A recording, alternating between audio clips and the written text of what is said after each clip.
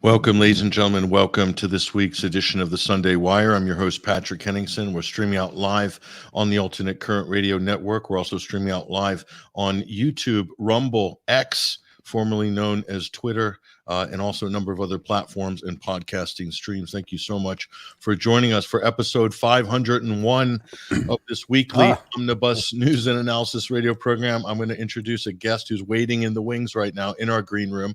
We're going to bring him onto the stage in a moment, but I just want to say thank you guys for hanging with us while we were on the road for the last, what turned out to be 6 weeks on the road, spending time on the other side of the world, in fact, in Russia. Maybe we'll talk about that with our next guest a little bit as well.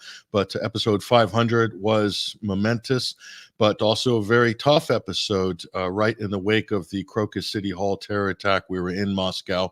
We had Arnaud Devalet on the program. We had Freddie Ponton. We had Hesher from the Boiler Room from ACR and TNT on. It was certainly a great discussion, and it caught a lot of attention.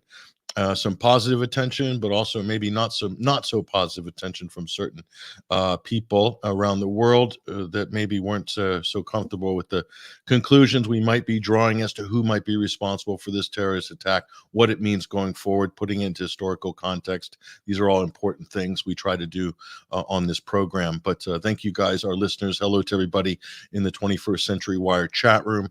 Really appreciate you guys being there.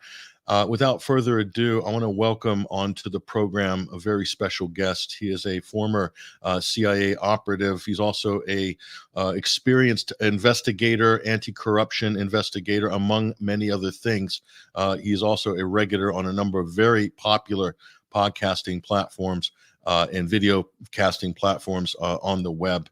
His name is Larry Johnson. He's joining us on the live link right now. Larry, how are you? I'm well, Patrick. Good to see you again, man. It's great to see you as well, Larry. Last time we saw each other was, yes, halfway around the world. Yeah, and the airport at Moscow or at the hotel. Yeah. So, Larry, I mean, there's so much to talk about. I know that a lot of your time that you dedicate to talking about these important issues that are happening around the world. History is happening now as we speak. Our politicians, some of them are meeting the moment on this. Many aren't. We've got a lot to discuss there. I want to start with what's happening in the Middle East with Israel, situation in Gaza. You saw this horrific attack on the aid workers from the World Central Kitchen. Suddenly, Larry, this has moved the dial in Washington. Yeah. Everything else didn't, and now it. Can you explain to us, from your point of view, how you're reading this whole situation? Yeah, they killed some Europeans and Americans. Others have described it as they killed some white guys, but one of the folks killed was a Palestinian. I've actually got sort of a unique connection to all of this. I mean, Jose Andres set up the World Central Kitchen. Well, Jose and I were both members of the same golf club in Washington, D.C. at the Potomac at Avenel Farm, which is about a mile south of the Congressional Country Club, which is a very exclusive place. And so, I was acquainted with him. We were not friends and, we didn't eat together, that kind of thing. But, Andres came to fame over the years because he refused to open a restaurant in Donald Trump's new hotel 2 blocks from the White House. And boy, he became just celebrated with the left and the Democrats. So now we jump ahead, and he's got this World Central Kitchen that's touted as this great charity. I always look at the money aspect of this. He's not doing this for free. They're getting paid, and they're getting both through contributions and through government contracts.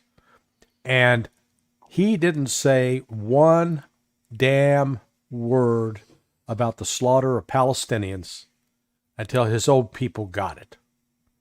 And he thought he had it wired. Oh, we're coordinating with the Israelis. They're telling them, we're going to be here, and then we're going to be there. We've dotted all the I's, crossed all the T's. We're on the inside. We're part of the, we got the blessing of Joe Biden.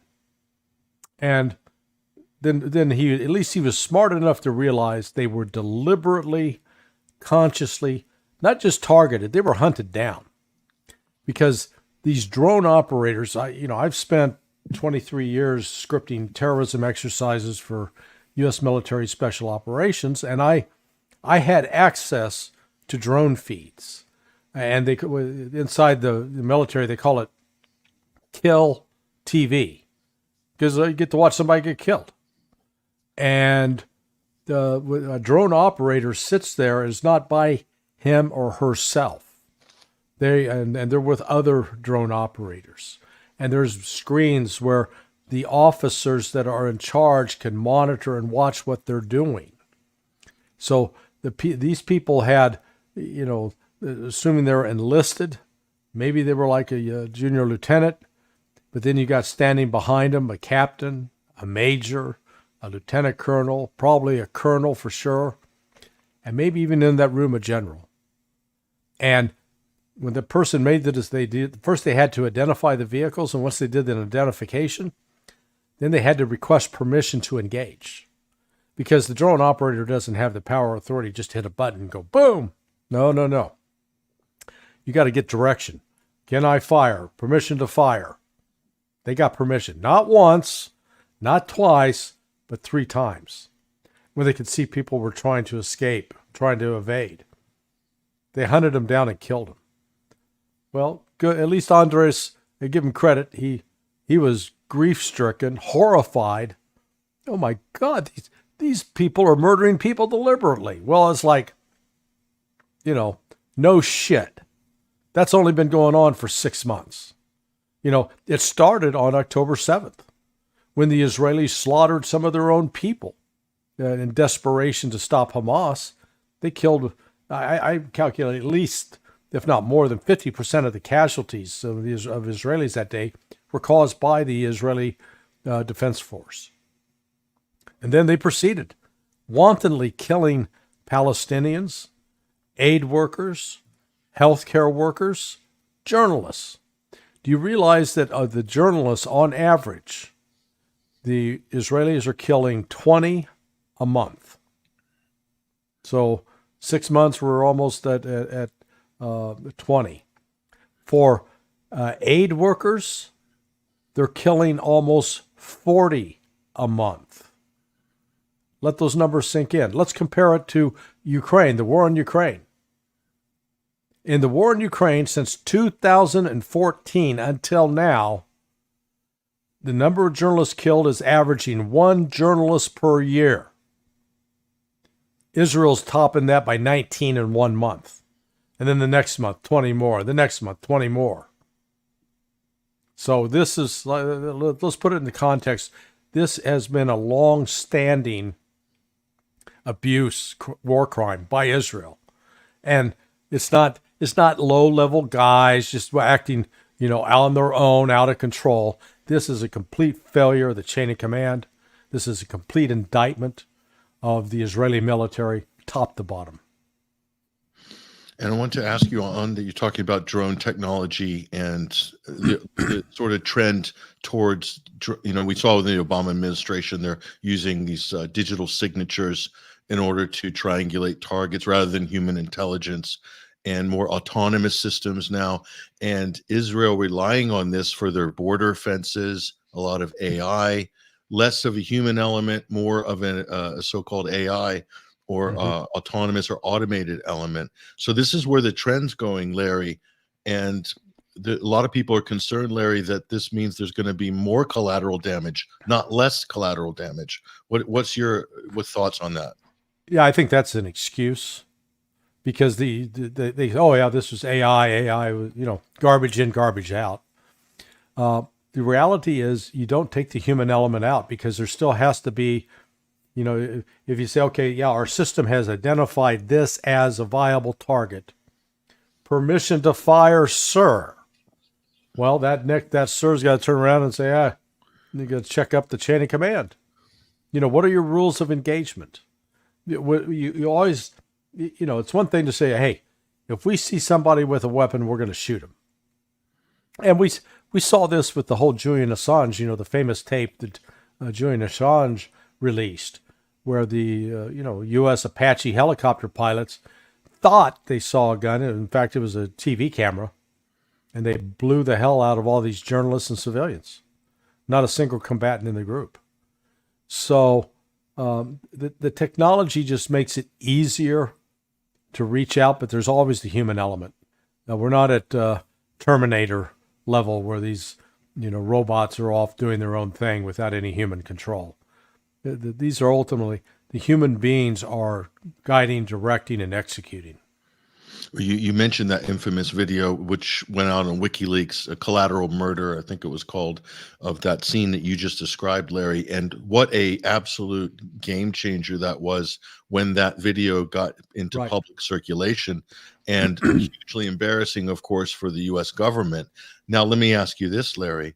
If that feed exists, would there be, theoretically, somebody has a video of what happened to the World Central Kitchen vehicles? Oh, yeah, absolutely. Absolutely. And if this is leaked, Larry, what kind of impact would that have on this current issue? Well, it would expose the Israelis that they're liars, complete liars. And I guarantee you, there was not one drone. I would imagine there were at least 2, if not 3 drones, because the drones can serve, you got drones that serve a variety of different functions. One can be for strict monitoring, visual monitoring, picking up the image. The other can be an actual attack drone that will be able to carry a weapons load that will fire. You got some drones that are capable of intercepting conversations, both electronic communications on the ground as well as actual voices on the ground.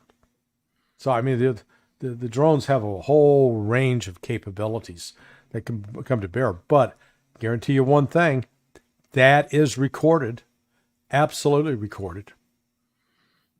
Yeah, that would be, I think that would have a big impact on the European and North American conversation with regards to their government support of Israel. Makes it a very valuable piece of video if it makes it into the public sphere, Larry. I anticipate that it may actually make it out at some point. So, a white hat within the U.S. also might be able to get access to that, or the British. Yeah, somebody might. Yeah. So, or somebody with a conscience within the Israeli Defense Force. I keep calling the IOF, the Israeli Occupation Force, because that's what they are. This kind of conduct, again, this is not an aberration. Remember the 3 Israeli hostages taken by Hamas who escaped, 3 young guys in their 20s. They apparently served in the army previously, which was why they were pretty damn nervous about approaching a bunch of Israeli soldiers, because they knew they'd be possibly shot and killed, which they were. And they came out with their bare-chested, shirts off, waving a white shirt. Didn't matter. Israelis lit them up. They didn't have weapons. There's video after video after video of unarmed Palestinian children, teenagers, youth, men, women getting shot. They're not doing anything. They have nothing threatening that would make them a hostile threat. And then you remember the Israeli sniper shot and killed those 2 Palestinian Christian women. One was in her 60s, and she was walking her mother, who was in her 80s, to the bathroom, and they got lit up, killed. So it's like, yeah, I feel it's a shame what happened to these 7 World Central Kitchen workers, but hey, welcome to the club, folks. It's a big club, over 30,000, 32,000 members who didn't choose to be a part of it, but the Israelis made them a part of it because they have no regard for human life. And Larry, just for a moment, I want to divert to in America. So I came through the U.S. public school system, and there's a lot. We're kind of taught to revere the Israeli military, the IDF, their intelligence services. It's the most disciplined army in the world, the best intelligence in the world, all of these things that just become a kind of a given in your mind anyway, in the American psyche. Right. And so much of this has been shattered in the last 6 months, in a very, very short space of time. Think of all of the decades of messaging, propaganda, public relations, all of these things to build this image of Israel's military as something that's special and should be revered. Right. What is the how far have they fallen here, and what are the ramifications going forward of this, Larry? Well, I'm laughing because so back in the summer of 1990, after after Saddam had invaded Kuwait, and we were looking at a U.S. response, I was the State Department Counterterrorism Office. My immediate boss was a retired Marine colonel, Dominic Richard Aloysius Gannon, like a second father to me. And he's an experienced combat vet, did 2 tours in Vietnam, had been in Jordan quite a bit. And so I asked him, what do you anticipate is going to happen? And he says, now we're going to find out why everybody thinks the Israelis are so great. I go, well, why is that? He goes, they've only fought Arabs. Now, it's not intended to be an insult to Arabs, but the Israelis have never really fought a first-rate army. They fought second-rate armies that were poorly trained, poorly led, poorly equipped. And yet they perpetuate this myth that, oh boy, we're really skilled. And I give you an example. So I am a pistol instructor. I'm a firearms instructor. I can teach people both rifle, pistol. I'm authorized to train instructors. So I bring some experience to this. The Israelis, when they train their soldiers, teach them with a semi-automatic pistol. The semi-automatic pistol is one you usually see in all the movies, where you fire it and the slide goes back and forth and it ejects a shell casing. What the Israelis do, normally, for that to work properly, you want to have a piece of ammunition already chambered. So when you have to pull your gun, you point, press the trigger, and it'll fire. That's not what the Israelis do. The Israelis they don't chamber around. And so when they draw, they come out, then they quickly reciprocate the slide, move it back to chamber the round. Why do they do that? I'll send you the video. The instructor explains, well, we don't have enough time to train our troops to do it right. So they're basically doing what I call special ed for firearms. They don't trust their own soldiers to safely and properly handle a loaded firearm. So they teach them and train them from the outset, keep it unloaded until the very last minute. That's the problem with Israel. It's a volunteer army. And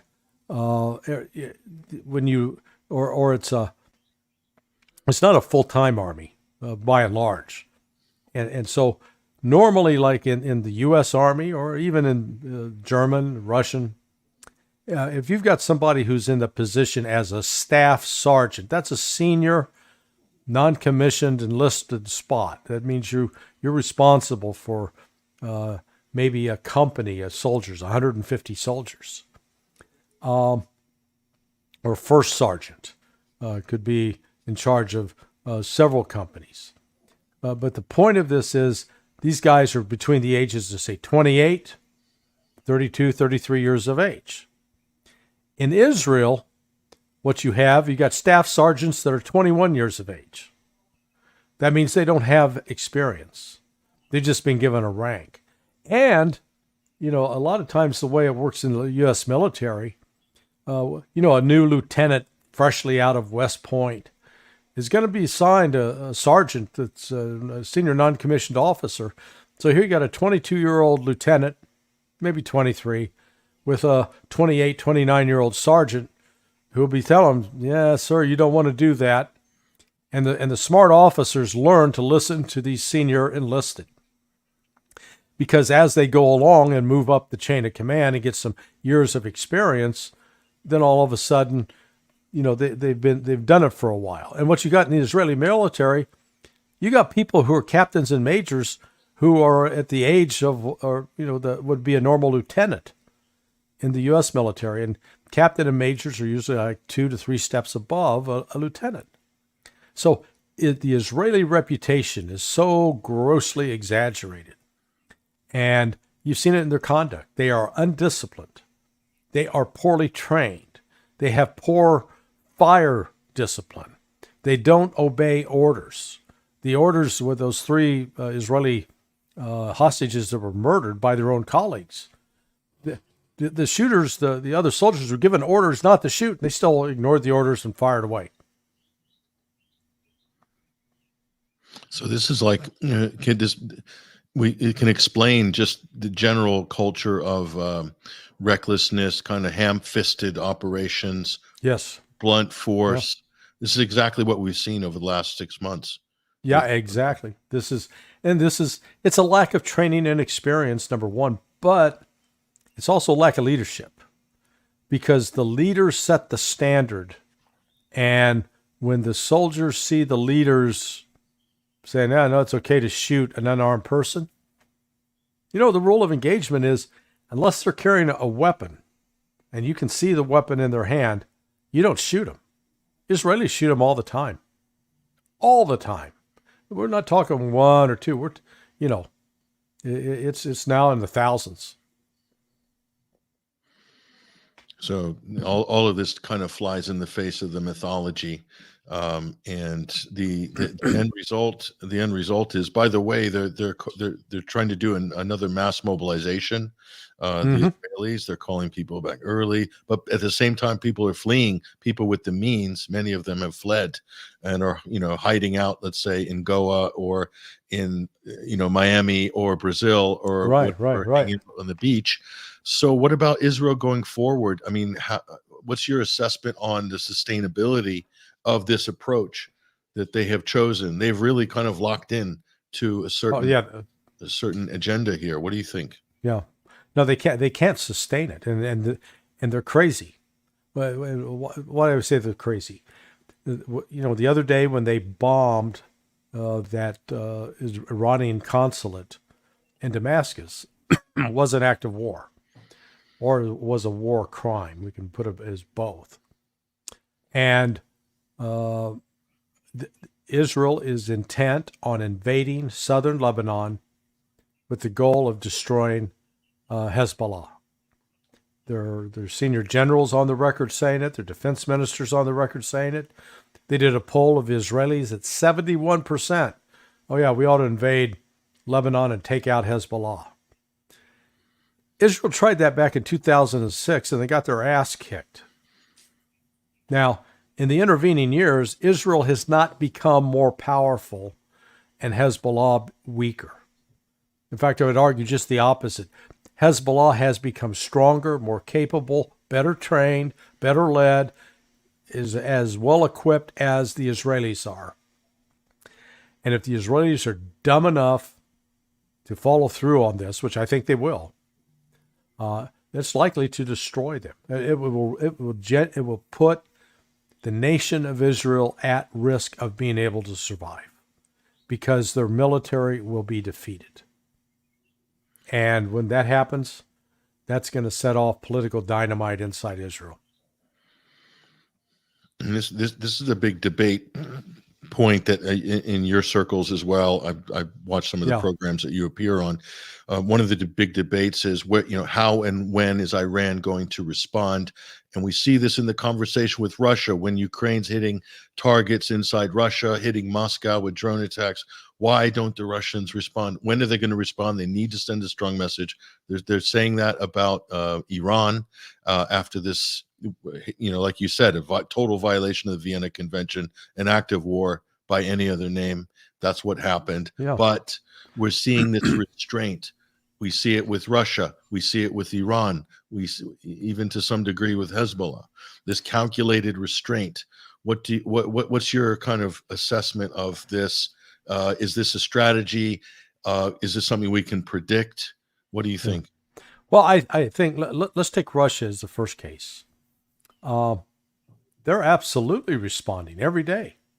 They've taken out the thermal power plants, the hydroelectric power plants.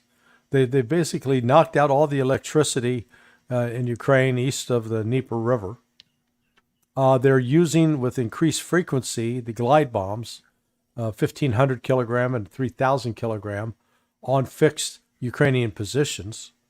They're pushing and conducting attacks all along a 600-mile front, which that's an enormous amount of distance, particularly when you're doing it with about 400,000 soldiers. Ukraine does not have the soldiers to cover that, so Russia now is enjoying the luxury of pushing here, pushing north, pushing south, pushing in the middle, and Ukraine's left guessing, trying to run to stop it. But Russia is responding. What they're doing is destroying the Ukrainian military capability, which will lead to a collapse of Ukraine. I know some people expect, they're going to go in and they're going to absolutely kill Budanov or Zelensky, and they may do that now. Before, I think they were steering clear of targeting some of the senior leadership, and I believe part of that reason was because Russia has intelligence assets in those facilities and offices and didn't want to risk killing people who were keeping them advised of what was going on. So that's one other consideration. But Israel, this attack at the Crocus City Center, it was a terrible attack, but the people in the Donbass and Donetsk have been living with that for 10 years. In fact, it was in December. There was a Christmas program being presented, a concert in the city of Donetsk, and it got hit with HIMARS.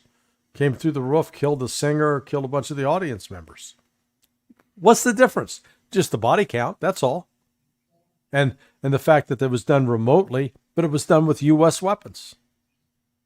So, this notion that, do we have proof that the United States is involved? You got proof that the United States, United Kingdom, they've been enabling and facilitating terrorism against Russians since the start of the special military operation. They didn't actually have to have physically somebody on the ground. So Russia's dealing with it. Iran is a little bit different case. Iran has been exercising. They don't want to get into a direct fight with the United States yet. They've got a variety. I think they're going to content themselves with arming and equipping Hezbollah with greater capability than they've had and make them a much more formidable force against Israel. At the same time, it looks like they had ordered, after that attack on the Two Towers base in Jordan 4 months ago, it looks like Iran ordered a stand down of the Shia militia throughout Iraq and Syria. They may reactivate them because, I don't know, many people haven't paid attention to this. In the last 36 hours, 48 hours, in Baluchistan, which is in southeast Iran, there was a terrorist attack launched on Iranian security officials, police stations. And this was done by groups based in Baluchistan. Long time CIA presence there, long time. Going back, I know for a fact, going back to 1979, because there were intelligence assets working with CIA then. They were passing information to the relatives who were running a rug store there in Bethesda, Maryland. I lived behind the rug store. I only found this out later. But, so Iran's looking at that and coming, I think, like to the realization that Russia did. You know what? We're at war with the West. They're at war with us. So we better prepare and act accordingly. But the West, despite all their bravado and tough talk, they can't even beat the Houthis. All right? They can't beat the Houthis. Been bombing them now for 4 months. Hasn't stopped them one bit. And now what we've seen, early on there were reports that the Biden administration went to the Iranians and said, hey, could you help us out with the Houthis and ask them to back off and stop this? And I don't know if Iran said, hey, go pound sand or, we'll talk to them, but they do their own thing. But now the Biden administration's put word out to the Houthis, hey, we'll we'll take you off the terrorist list if you stop hitting ships in the Red Sea. Ah, so they're Monty Hall. Let's make a deal. It's ludicrous. So if we can't handle the Houthis, how in the name of God do we think we're going to handle the Iranians? But isn't that the Ain't gonna plan? happen. Isn't that what Israel would like to draw the United States Absolutely. into a confrontation Absolutely. with Iran, right? Yeah, right. But is anyone in Washington dumb enough to take the bait on that? Yes. The long line of stupid people. Yeah, absolutely. It is. There's still, fortunately, a few with sanity walking around. But, you listen to some of the talk, and these people want to nuke Gaza. You've had a Republican congressman talking about nuking Gaza. The inhumanity of these people is shocking. Not to mention, if you nuke Gaza, the fallout's going to affect the Israelis as well.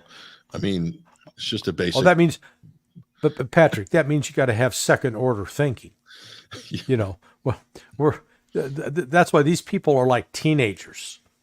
They're only thinking, I'm in the heat of passion. They're not thinking, oh, what happens if she gets pregnant? And then you don't think down the line.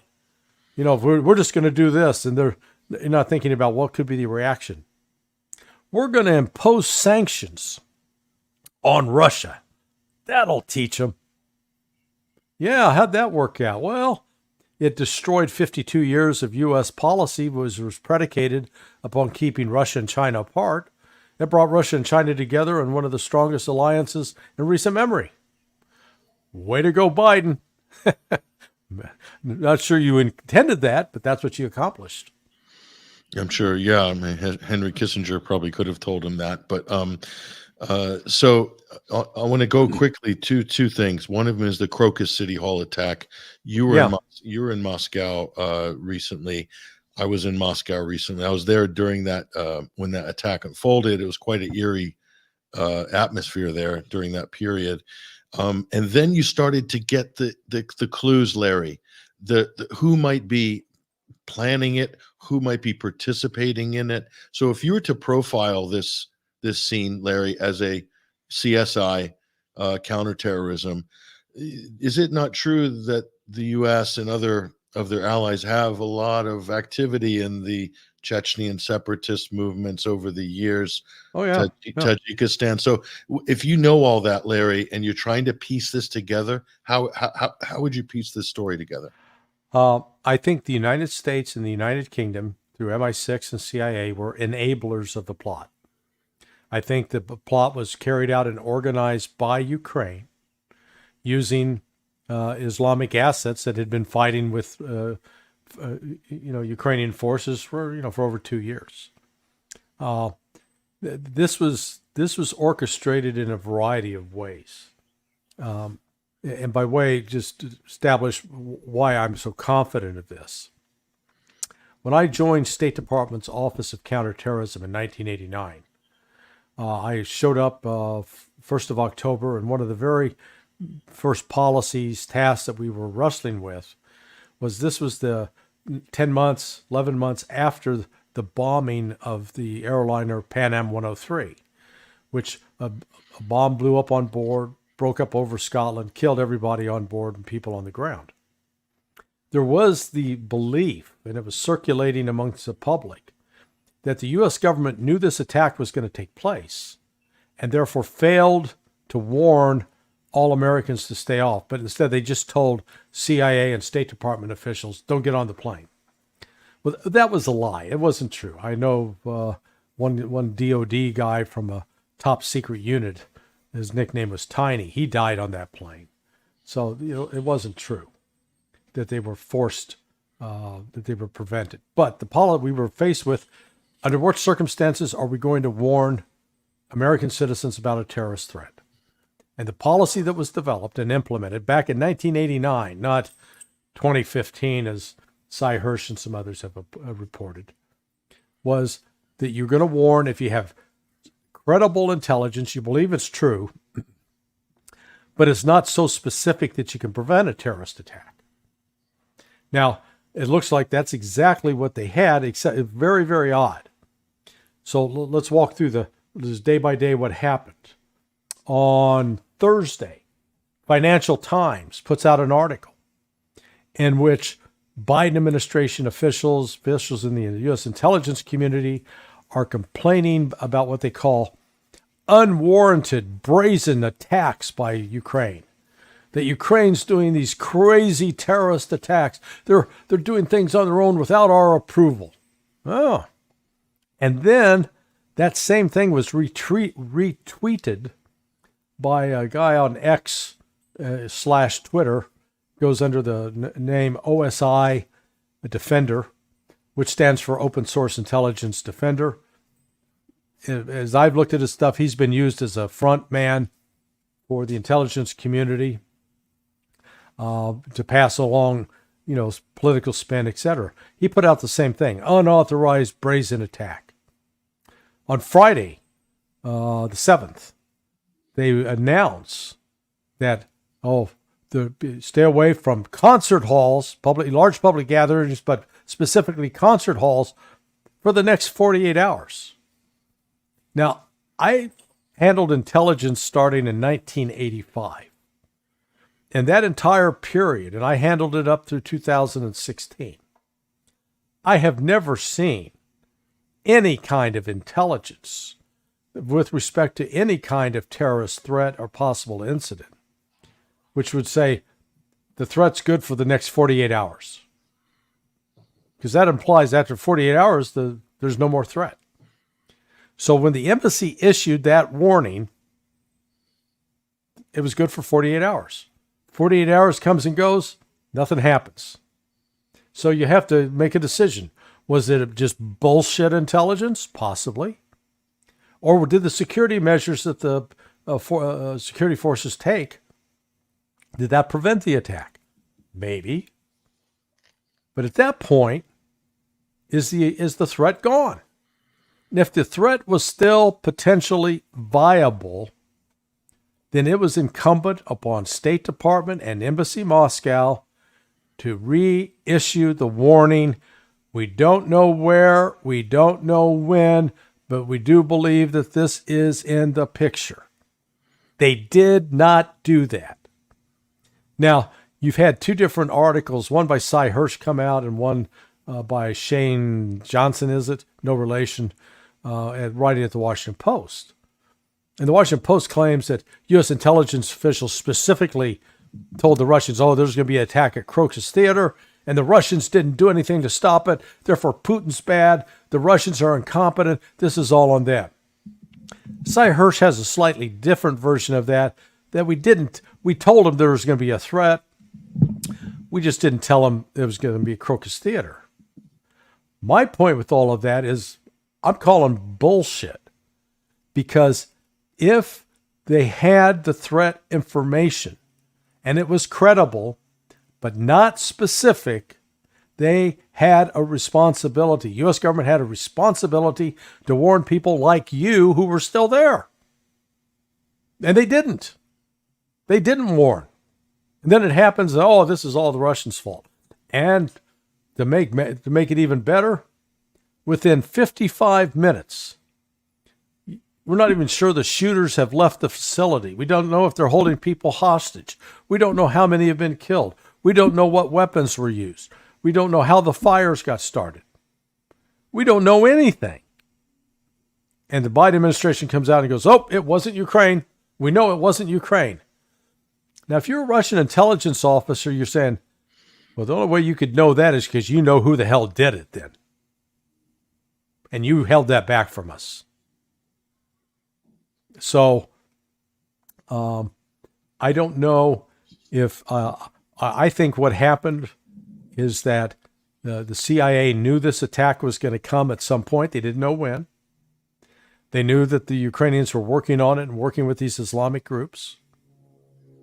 And they were prepared to put the spin out that it was just pure ISIS-K. Because you notice that once the Biden White House spoke up, then Germany, France, the United Kingdom, Italy, Spain, It sounded like the Mormon Tabernacle Choir, you know. It was ISIS. It was I. You know, it's like it's singing it over and over. Yeah, that's not suspicious. It's all, yeah. They sold it. But you know, the downside to it is they put together this plot and they still leave some things hanging. The fact that they use cryptocurrency, when I heard that, I go, boy, these guys are dead. Because people believe that cryptocurrency is, it's super secret. You can't trace it. Huh. They haven't heard of blockchain, which is at the core of cryptocurrency. And with blockchain, it has a audit trail you can follow. It's like start at the yellow brick road. Sing it and follow, and all the way you get to Oz. That's what the Russians are doing. So they're investigating it, and it just makes the West look complicit. Not just foolish, but complicit. So, yeah, there's a few dead giveaways there. ISIS-K also, this Khorasan construct is shady, to say the least. We don't need to go into that now.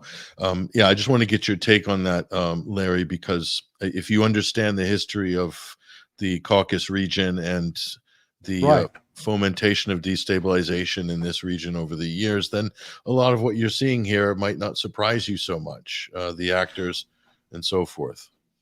Well, in fact, the West has not written very, very, very much at all about the start of the war in Chechnya and in Dagestan going in 1999, because there is evidence, as you correctly note, that it was Western funds flowing in. Now, the irony of this is, in 98, you'd had the attack on the U.S. embassies in Tanzania and Kenya by ISIS, by Al-Qaeda. And then in 2000, you had the attack on the USS Cole in Yemen, again, Al-Qaeda. Then September 2001, the 9/11 attacks. And at that point, you would think there would be a natural alliance between the United States working with governments like Syria, but more importantly, Russia, in combating these Sunni Salafist terrorist groups. But in fact, it looks like the West, on the one hand, was fighting Al-Qaeda where it could, but then helping fund the Islamic insurgency there in Chechnya, which went on for, till 2009, I believe, is when Putin finally defeated it. But it's, you got this real disconnect between a lot of CIA operations and what we claim is the national policy of the United States. And even Russia warned the United States about Tamerlan Tazarnov, one of the alleged Boston bombers who had gone to the Caucasus for this conference. It was kind of like a separatist conference, and they told the U.S. intelligence, hey, this looks fishy. You should look into this. So there is that exchange of information. This is kind of a courtesy that states might give each other. But I realize, Larry, there's a lot more behind the scenes going on, of course, that even is above our pay grade, so to speak. Yeah, I mean, if you got specific information, you can and should share it with a foreign intelligence service. And there are ways you can share it without compromise. Generally, ways you can share it without compromising the source. Though I am aware of one instance back in, was it 90, 91, where the CIA had an intelligence asset, human source, that provided information about an upcoming attack on one of our embassies in the Middle East. And it was very specific, and it was considered credible. But the problem we ran into is, in order to act on that information, it was going to possibly compromise the source, because the source was actually part of the group. It went back and forth, but my boss, Ambassador Busby, finally prevailed. He said, no, we're going to warn. We're going to take action to stop this. We're not going to let it happen. And, I think the source ended up getting killed. So there is that. There's that risk that can happen. That's the price. That's one of the prices you can pay in this business. But this notion that if you've got credible information and you're not passing it along to warn specifically, and even the New York Times admitted, oh yeah, the agency withheld information from the Russians. I mean, what the hell? Either you're going to help them prevent it or you're going to be a facilitator of it. And in my view, I think the United States and the United Kingdom are both facilitators, not preventers. And then follow the money is the other old adage, Larry. I know you spent a lot of your career doing just that. You're following money trails in your investigations. So who would pay for this type of thing? I mean, is there a big slush fund? Andrei Derkash, he's one of those Ukrainian whistleblowers that's been kind of excommunicated. He said there's a giant slush fund because of all this Western money that's poured in through USAID and everything, that for terrorist attacks, for blowing up bridges, for assassinations. That's what he's saying. What about, is this a big problem we're seeing here? Is there a lot of money available now for this? I'm skeptical of it because, there wasn't a lot of money involved with this. This was a small amount of money. Which is even more frightening, actually. Yeah. Look, the reality is, if you gave me $50,000, I think I could bring the United States to a halt, a grinding halt for at least 3 or 4 days. Get a group of former special forces, special operations guys. Get the right kind of weapons, guys who have explosives training. Good Lord, we could do a lot of sabotage and a lot of attacks without necessarily having to go head on with a security force. There's a lot of things you could do that would just, create mayhem. And so it's, it wouldn't be an enormous amount of money. You could do that. Now, I'm not advocating that. I'm just pointing out that I try to think through from the planning standpoint. So these guys get, $5,000, yet they were doing a lot of traveling. Who was buying those tickets? Did they pay for them in cash? Did they pay for them with a credit card? That's one of the things you start looking at when you get into following the money. I've heard so frequently in the West from both the CIA and follow the money, and they never do. That's what my small consulting firm, myself and my partner John Moynihan, what we specialized in, and our other partner, now retired, Bob Nieves. We actually did follow the money. We were able to track it, trace it, figure out who was, where it came from, and we did that. We did that in a civil racketeering case that we brought on behalf of the European Union against major tobacco companies, including Philip Morris. Philip Morris settled that suit for $1.5 billion, which sounds like a lot of money, but that was 1 week of cash flow for them. But we were able to show how they were receiving money that came from drug proceeds, and they were picking it up from a known drug trafficker in Colombia. It was one of the trails of evidence that we unearthed. So this they very well can do that, and it looks like that's what Russia's doing now. They're just pulling at the threads on this sweater, and it's unraveling, and they're going to find out everybody, a good majority of people who are involved, and then they can decide to act. They're under no pressure. The thing people really ought to ask themselves is, if this kind of attack's so easy, why don't they happen every day? So there's a reason why, they don't happen with great frequency. A lot of it boils down to people don't want to get caught. And in this case, these guys are just so dumb. They bought into some vague promises, and next thing you know, they're trying to skedaddle across the Ukraine border, and they get caught before they get there. Bad choice. Some of these characters were gallivanting around Syria, other conflict zones. So it's like, is there a database? I remember it was Robin Cook said Al-Qaeda means the base or the database. There's a former British foreign secretary. There must be a database of eligible fighters, of certain capabilities, of certain nationalities. Because they seem to move around like chess pieces on a board, Larry. Yeah, to my knowledge, there's not. I mean, not even in the U.S. government do they keep those kinds of databases. you know, uh, what I noticed that these guys were not well trained. They were not well experienced with weapons, with firearms. The muzzle discipline on their guns was lacking. They were carrying it in a very casual, with that kind of AK rifle, you're going to carry it at a ready position, waist level across your chest, so that you can quickly and easily maneuver it. Where now they're letting it hang down to the side, which means you got to, you'd have to raise it. It'd cost you a second or two if you got into a shootout. So, and they didn't have good, what I'd call coordinated combat moves together. They're moving as a group, but not in any kind of coordinated fashion.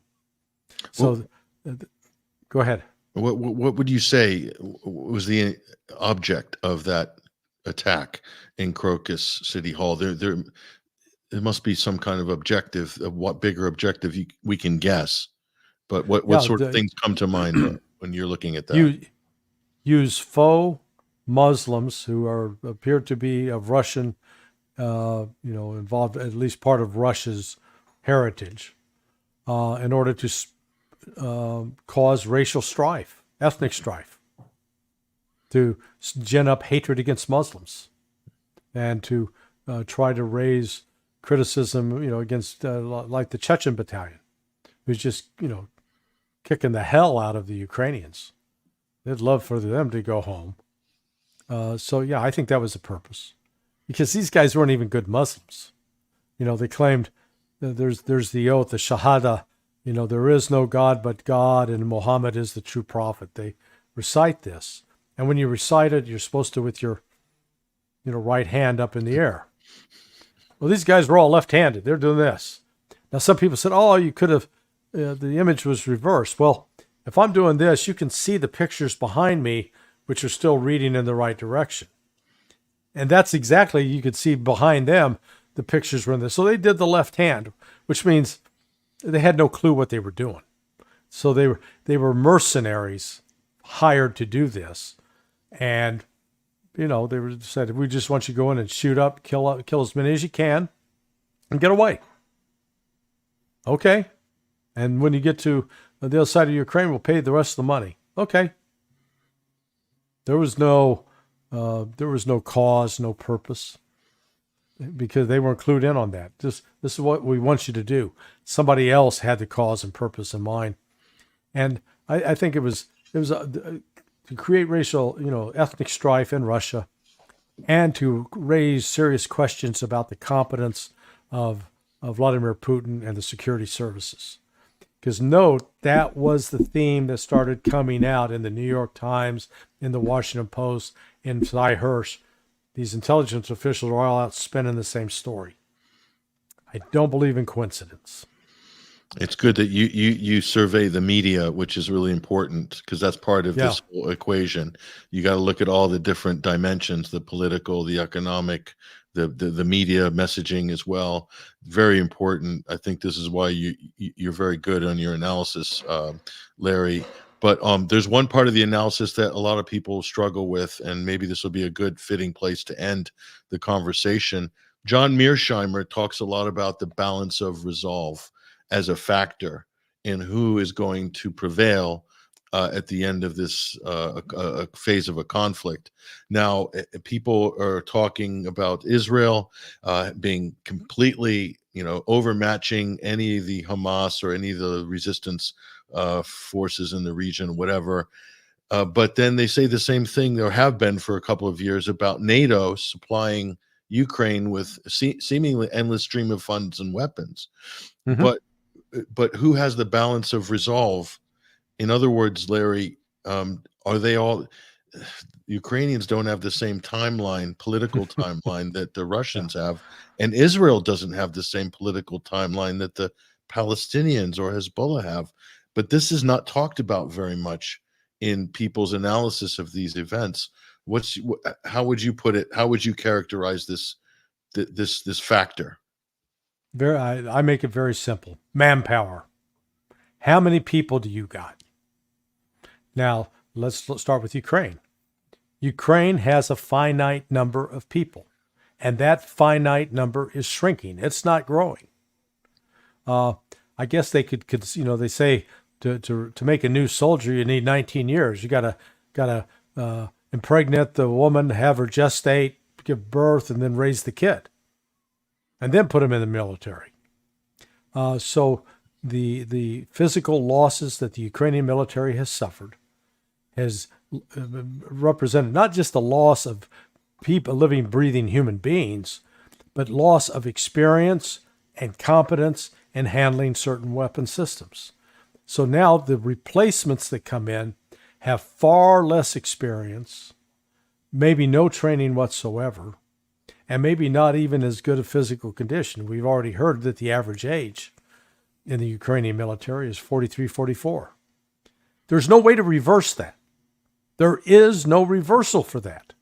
This is the equivalent of Thelma and Louise driving off the cliff into the Grand Canyon.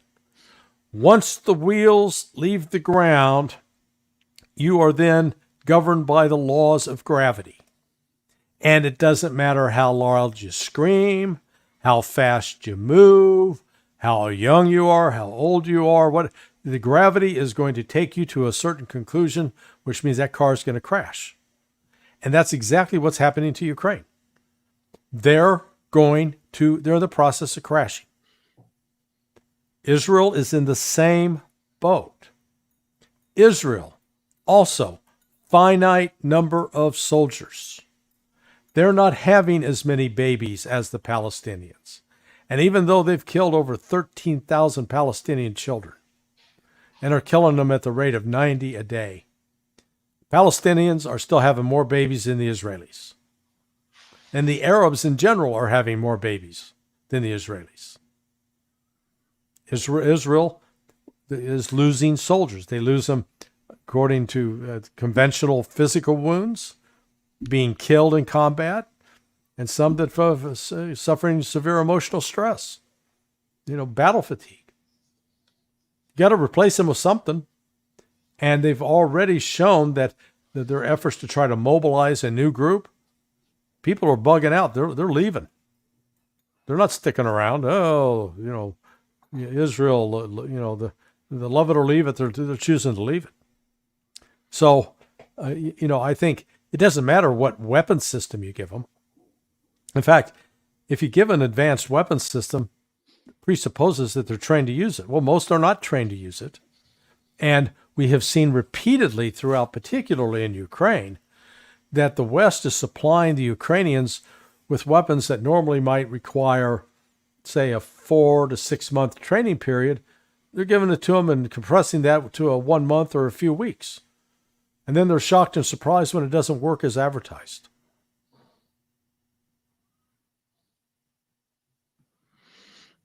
Yeah, that's the factor that you can't cheat those realities.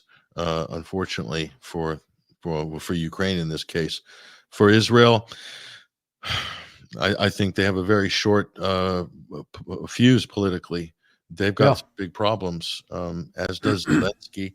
So in those two, it's interesting. We're coming to these two seminal major events in history that could break some of the big superpowers. It could break NATO on the Ukrainian side. It could break Israel, which has been a regional hegemon in the Middle East for a very long time. Yeah. And we didn't even talk about the United States trying to go to war with China. Hey, when, they forgot the old adage, when you're in a hole, stop digging. Yeah. They're digging deeper. If you dig long enough, you'll get to China. You remember that old one? Yeah.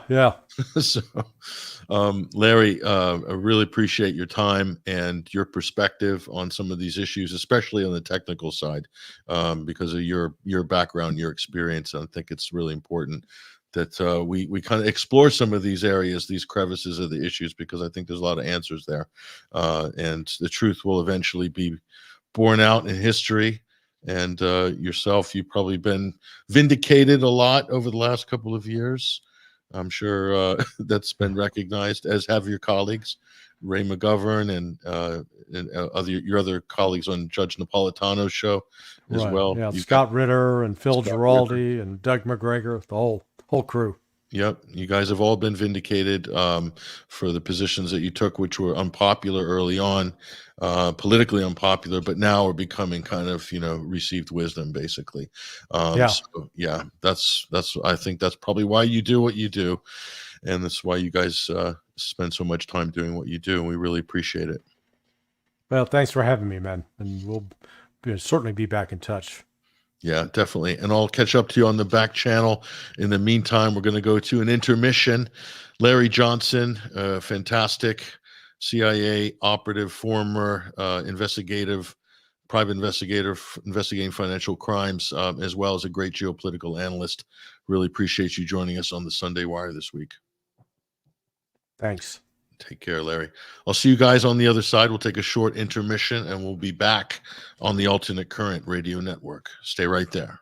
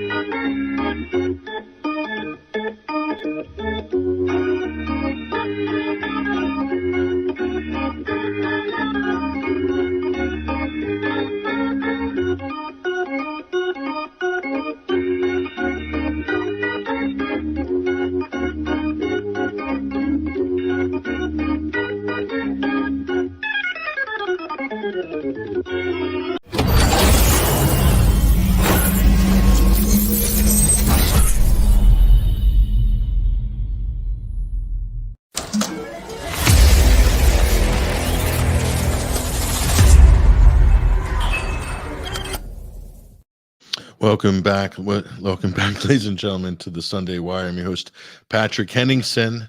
We are streaming out live on the Alternate Current Radio Network and also at 21stCenturyWire.com. Appreciate you guys joining us. What a great segment with Larry Johnson, former CIA operative, fantastic investigator, a great crime scene analyst as well. We were talking about the recent terrorist attack in Moscow, among other things, and talking about the regrettable situation that has unfortunately unfolded over the last 6 months in the Holy Land. We're talking about the genocide in Gaza. Yes, it is a genocide. I think that's beyond debate at this point. There's still some people clinging on to that story, trying to claim that Israel is still doing all they can to avoid civilian casualties and taking all responsible measures. We've heard it all from John Kirby, the White House spokesperson, who looked very panicky this week at the press conferences. John Kirby freaking out when asked basic questions of why Israel is targeting aid workers, not just targeting them, but like following them to 3 different vehicles, hunting them down. This was a targeted assassination by anyone's estimation. And yet the White House finds itself in the precarious position of having to run PR cover for Israel, when Israel is the one who targeted and killed a State Department sponsored NGO. Okay, make no mistake about it. The World Central Kitchen, okay, this was a set piece for the Biden administration, for the US government. And why did they use them? Why are they even there?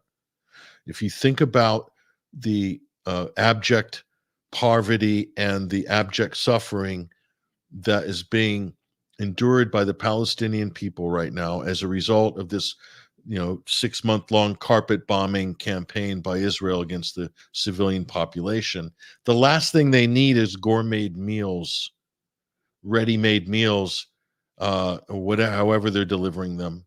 No, they need staples.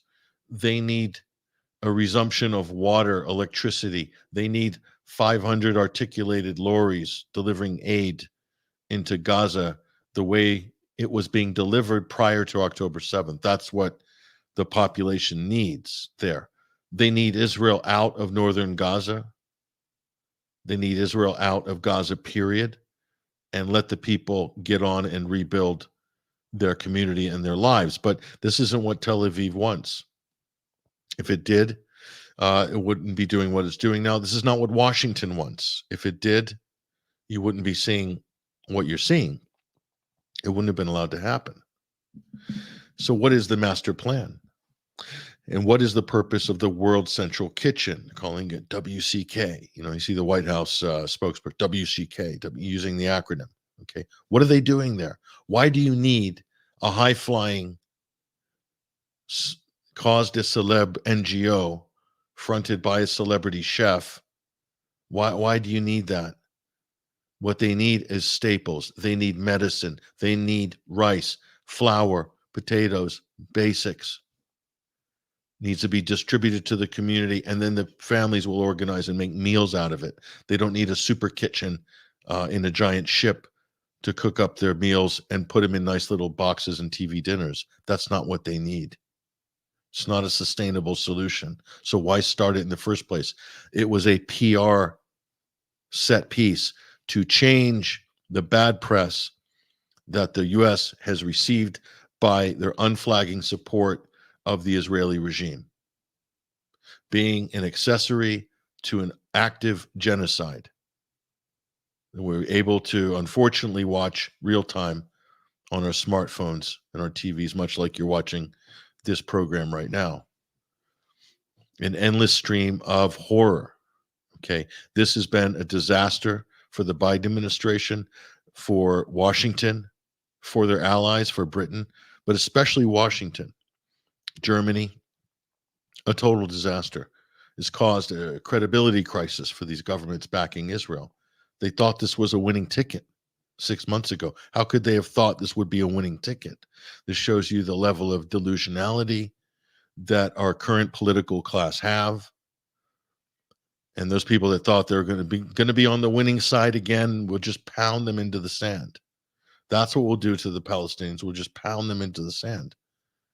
And we'll get away with it just like we did with Operation Cast Lead, just like we did with Operation Protective Edge, just like we did so many times before. We will absolutely get away with it. This is probably what they're thinking.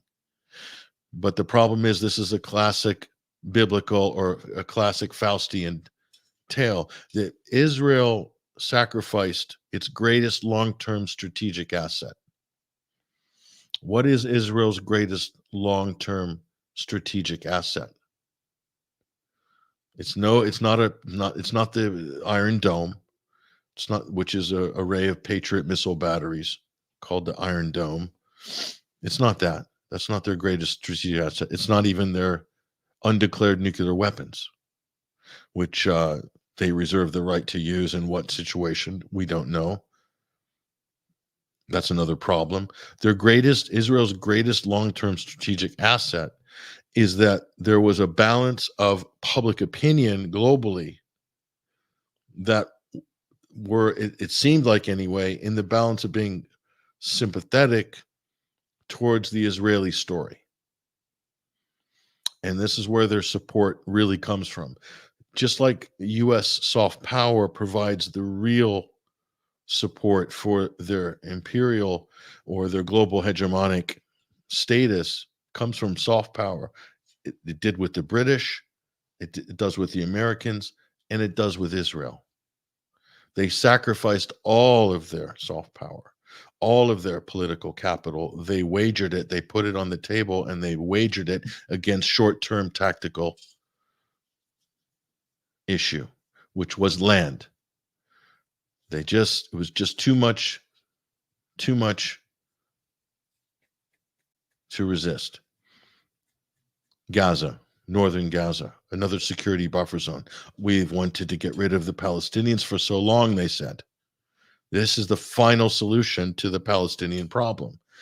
And they wagered it. They wagered everything. They wagered their greatest long-term strategic asset, which is Israeli soft power, which is the story of Israel. The global population will never look at it the same again, ever. That's history. And this will go down in history as one of the greatest strategic blunders of the story of the state of Israel. And probably marks the beginning of the end of the Zionist project. And that's just me being objective about it. So it is a classic tale of hubris, straight out of Faust, or pick your fable, pick your allegory. This is a classic story. It happens often in history, and it's happened here. So for the Biden administration that lined up, supplied the bullets, the bombs, the ammunition, was the chief enabler in this ethnic cleansing and this genocide, and ultimately the chief enabler of the demise of the Israeli project, the Zionist project. So in a way, maybe later in history, when the dust settles, they might blame or give credit to or blame Joe Biden for that, in the Biden administration. I'm just saying, we're just calling it as we see it here. Like it or not, you might disagree with me. You might just think, oh, that's a terrible thing to say. But, this is a self-inflicted wound by the Netanyahu regime, pure and simple. And there's no way you can wind back the clock on this. Unfortunately for Israel, and the region will never be the same. And as I said in a recent video I did, which I put on X, it's pinned to the top at 21Wire. There's our Twitter X address there. You can go there. That people will never look at the Middle East the same again. This issue, the Palestinian issue, the Israeli story, they'll never look at it the same again, ever. Ever. Israel is a damaged brand, and it will never recover, ever. It can't. And the most horrific part about this is that it's not over yet. It's not over yet. So all I can say at this point is, and what we all should be doing, is praying for a real ceasefire. That all parties that want to see this go on, hopefully will cut their losses and we'll have an end to the killing. That's the best we can hope for. That should be the first order of the agenda. That should be the first order of business. Doesn't seem like it is, though. They don't really, it doesn't seem like this is what Tony Blinken wants. He doesn't want to see an end to the slaughter. Joe Biden doesn't. If they did, they would have hit the brakes back in November. That was bad enough. No, they were chancing it. They want to see how far they can go, because they're on board with the same agenda Netanyahu is on board with, and Schmolchurch and the Ben Gavirs and the radical far-right ethno-nationalists, the fanatics. Washington's been totally on board with that whole agenda. If they weren't, they wouldn't have been backing it so vehemently. The same goes for Britain, France, Germany, and the EU, the main stakeholders. So the Europeans helping the Europeans, essentially, in Israel. These are Netanyahu and his regime. The Europeans stick together like birds of a feather, unfortunately. So that is the situation, ladies and gentlemen. And it took this tragic incident with the world central kitchen. These aid workers, many of whom were from America, Britain, Poland, foreign passport holders, Westerners, as well as a Palestinian. It took this tragedy to alter this conversation, alter the political calculus. Stranger things have happened. If anything, one hopes that some good can come out of it and some lives can be saved as a result of it. And not to take anything away from those people working for this NGO. Most people are working there trying to do their best, and they deserve a tremendous credit for that and for their efforts in putting their lives at risk, including those who have lost their lives. No question about it. But the bigger picture is, why are they even there to begin with? That's the important question. I know it's not the popular question, but that's the important question. That's the one that we need to ask. So until we get answers to this, until people realize what's going on, then we might be stuck on this wheel, this samsara situation for some time to come. But this has been a special edition of the Sunday Wire. And normally we go out on audio. We have gone for years. We've been doing video segments intermittently, especially if we have great guests like Larry Johnson today. Amazing. So I hope you like it. And if you like what we do, if you like what we're doing here, we really need your support on this platform. And some of you, if we're watching right now on X, you've probably seen I do like participating in Twitter or X Spaces as well. Some great discussions and debates there. But we have programming here on the weekends with the Sunday Wire, plus Monday to Friday at 21stcenturywire.com, articles and analysis. And we want to do more. We want to increase the size of our team, and we really need your help to do that. We want to expand gradually, but we need your help to be sustainable. We need your help. Any donations. Also, if you want to subscribe and become a member at 21wire.tv, just follow the links on donate and support, either here on social media or on our website as well. You can support us that way. And we really appreciate every single person who has donated and supported us and allows this type of programming to be possible. And a big thank you to our affiliate sponsors, New Dawn Magazine from Australia. These guys are the best. If you're not subscribing to New Dawn, it is the greatest independent full-color publication in the world and one of the longest running as well. And also Clive DeCarl, who's been a great supporter of our program as well as an affiliate sponsor, does great health supplements, great products. He's based in the UK. Clive DeCarl, amazing, supports Clive, and you support us in the process. And we have other affiliate sponsors who we'll give a shout out to next week as well. Hopefully we'll get a new one on board. I'm really excited about. We're working on it for a while. But yeah, we really appreciate you guys. Thank you for all your support. We've been on the road. Our apologies. We haven't been able to put out episodes every week as we have done for the last 500 episodes, almost every week. There's always been a few breaks in there, but appreciate your patience, you guys. We're still here, and we got some of our best content is coming, actually. The launch of a new program, which will be a special sit-down interview program, probably, hopefully within the week, maybe a little more, but it's going to raise a lot of eyebrows. That's for sure. So look forward to that. Anyway, we're working on this stuff, and we absolutely need some major support to keep it going and make it happen. That's where you guys come in. This is 21st Century Wire has always been a listener and a viewer supported network. The Alternate Current Radio Network hosts the audio stream on this program, has done from the beginning. This is a great team there. They're also worthy of your support too. So just a few things, but that's it. That's the show, ladies and gentlemen. Big thank you to Larry Johnson. Big thank you to all of you. Big thank you to all of our team as well behind the scenes that makes this program work and function in the way that it does, like a well-oiled machine sometimes, not all the time. But anyway, we appreciate you guys joining us here. The special shorter edition of the Sunday Wire. Normally we go a little bit longer. We've got an abbreviated edition this week, but I hope it was informative. I hope you learned something. I certainly did. Take care, everybody. All the best.